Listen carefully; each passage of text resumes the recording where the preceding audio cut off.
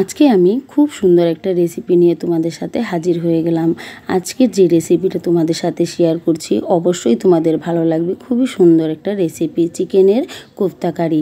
এই রেসিপি বানানো যেমন সহজ, খেতেও কিন্তু অসাধারণ লাগে। বন্ধুরা পুরো ভিডিওটা দেখবে, কিভাবে করছি অনেক সহজেই এই রেসিপিটা বানিয়ে নিতে পারবে।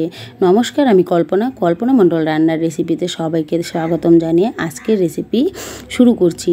এই রেসিপি বানানোর জন্য প্রথমে আমি 500 গ্রাম চিকেনকে কিমা বানিয়ে নিয়েছি। তোমরা মিক্সিতেও বানিয়ে নিতে পারবে কিংবা দোকান থেকেও করে নিয়ে আসতে পারবে। এবার একটা বড় সাইজের পেঁয়াজকে কেটে ছোট ছোট করে কেটে নিয়েছি। দিয়ে দিলাম হাফ টেবিল স্পুন লবণ, হাফ টেবিল স্পুন দিয়ে দিলাম গোলমরিচের গুঁড়ো, হাফ টেবিল স্পুন দিয়ে দিলাম লঙ্কার গুঁড়ো। এবার দিয়ে দেবো 1 টেবিল স্পুন আদা রসুনের বাটা। তো এবার দইটাকে জলটা ঝরিয়ে নিয়েছি। দই দিয়ে দিলাম 2 টেবিল স্পুন। 1 টেবিল স্পুন দিয়ে দিলাম ধনিয়ার গুঁড়ো, 1 টেবিল স্পুন দিয়ে দিব জিরার গুঁড়ো,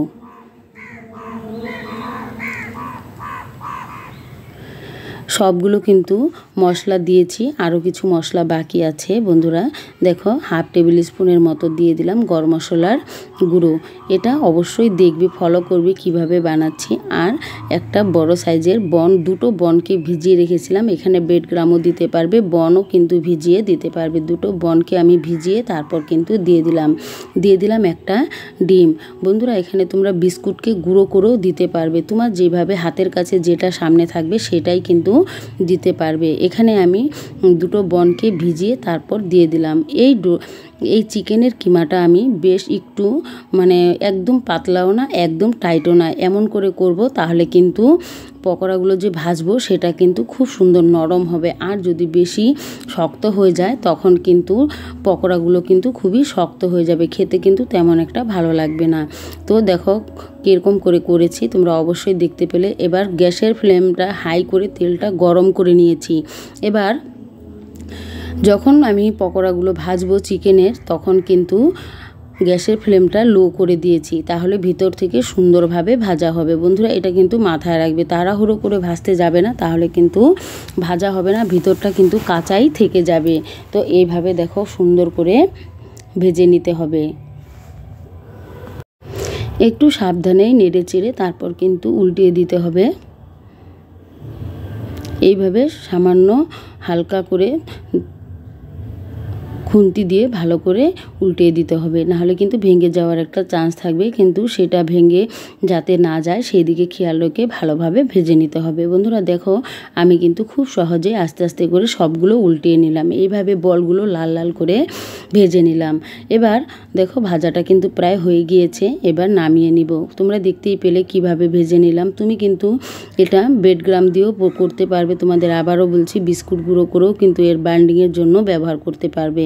তো এইভাবে দেখো পকোড়াগুলো কিন্তু একটাও ভেঙে যায়নি। আমি কিন্তু পাউরুটি যে হয়, যেটা বনরুটি বা পাউরুটি যেটাই বলে থাকো না কেন, সেটা দিয়ে কিন্তু করেছি। আমার হাতের কাছে যেটা ছিল আমি সেটা দিয়েই করেছি, তোমাদের হাতের কাছে যেটা থাকবে সেটা দিয়েই করে নেবে। এবার বলগুলো দেখো ভাজা হয়ে গেছে, চিকেনের বলগুলো নামিয়ে নিলাম। এবার আমি আরও একবার কিন্তু দিতে হবে, একবারে কিন্তু ভাজা হয়নি, আরেকবার দিয়ে তারপর ভেজে নিব। এবার আরও একবার দিয়ে দিচ্ছি।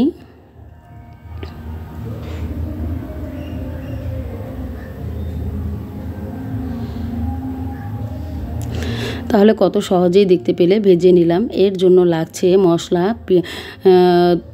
টমেটো, কাঁচা লঙ্কা কুচি, পেঁয়াজ কুচি, আর হলো কাজু বাদাম, ক্যাপসিকাম। তো কখন কোনটা লাগবে সেটা অবশ্যই তোমরা দেখতে পাবে, ভিডিওটা দেখতে থাকো। টমেটো আর কাজু বাদাম এবার একসাথে পেস্ট করে নিব। সামান্য একটু লঙ্কার কুচিও দিয়ে দিলাম, তাহলে লঙ্কার ফ্লেভারটা পাওয়া যাবে। এটাকে পেস্ট করে নিব। এবার একটা কড়াই বসিয়ে দিলাম, কড়াইয়ের মধ্যে দিয়ে দিলাম সামান্য তেল, 2 টেবিল স্পুনের মতো, 1 টেবিল স্পুনের মতো দিয়ে দিলাম বাটার। এটা তোমরা ঘি দিয়েও রান্না করে নিতে পারবে। তো এইভাবে দেখো বাটারটা যে পর্যন্ত না গলে যাচ্ছে সেই পর্যন্ত আমরা অপেক্ষা করব।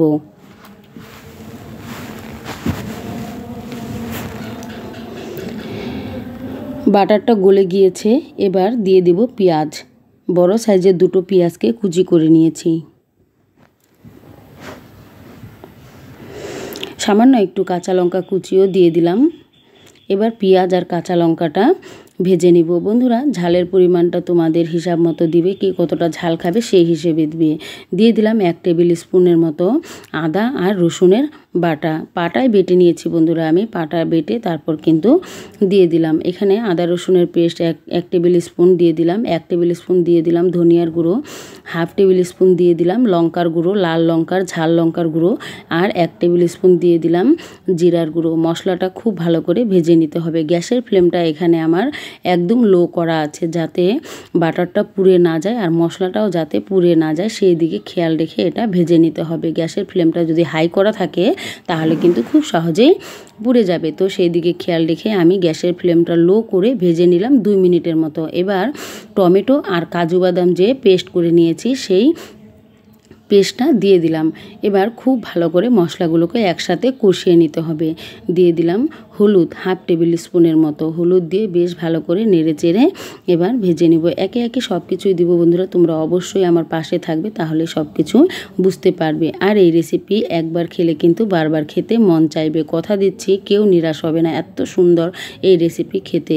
দিয়ে দিলাম আমি পরিমাণ মতো লবণ। লবণটা অবশ্যই পরিমাণ মতোই দিতে হবে, তাহলে কিন্তু রান্নার স্বাদটা অনেকটাই ভালো হবে। তো এইভাবে দেখো মশলাগুলো কষাতে কষাতে যখন এইভাবে দেখতে পাবে সব জলটা শুকিয়ে গিয়েছে এবং সাইড থেকে তেল ছাড়তে শুরু করেছে, তখনই বুঝে নিতে হবে মশলাটা কষানো হয়ে গিয়েছে। যেহেতু এখানে কাজু বাদাম দেওয়া আছে এর জন্য হালকা একটু ফুটতে পারে। আর চিকেনের বলগুলো দেখো কতটা নরম হয়েছে, অনেকটা কিন্তু নরম হয়েছে। এটা কিন্তু ঝোলে দেওয়ার পর আরও কিন্তু নরম হয়ে যাবে। বন্ধুরা তোমাদেরকে দেখিয়ে দিলাম যে কতটা নরম হয়েছে। আমি ভেঙে নিলাম না, কেননা ভেঙে দিলে এখানে ঝোলের মধ্যে হয়তো আরও গুঁড়ো হয়ে যাবে, এর জন্য ভাঙলাম না। তো এইভাবে মশলাটা দেখো কষানো কিন্তু হয়ে গিয়েছে, তেল ছাড়তে শুরু করেছে সাইড দিয়ে। এখন আমি এখানে দিয়ে দিব পরিমাণ মতো জল। খুব একটা বেশি জল লাগবে না। এখানে আমি বড় কাপ দিয়ে মানে মিডিয়াম সাইজের কাপ দিয়ে 2 কাপ জল দিয়ে দিলাম। জল দিয়ে ভালো করে ফুটতে দিব।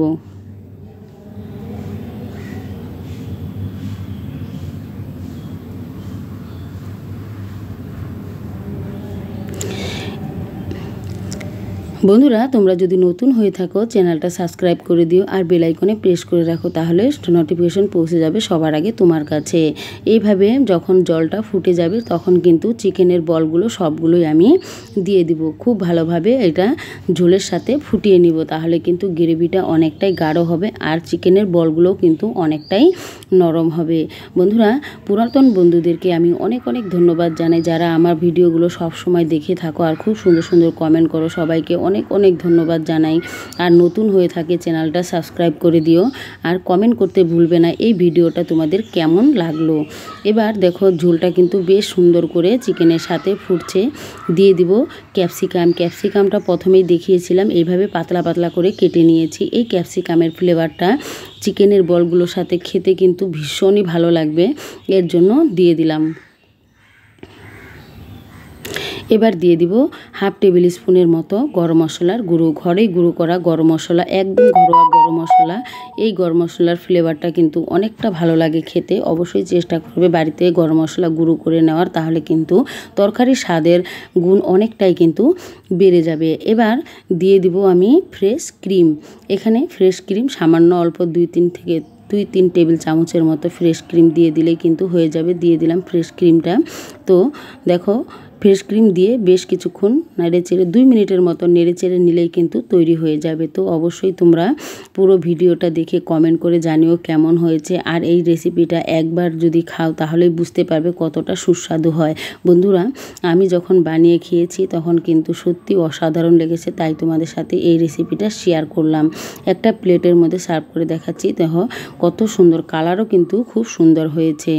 এবার সবগুলোই কিন্তু একটা প্লেটের মধ্যে আমি নামিয়ে নিচ্ছি।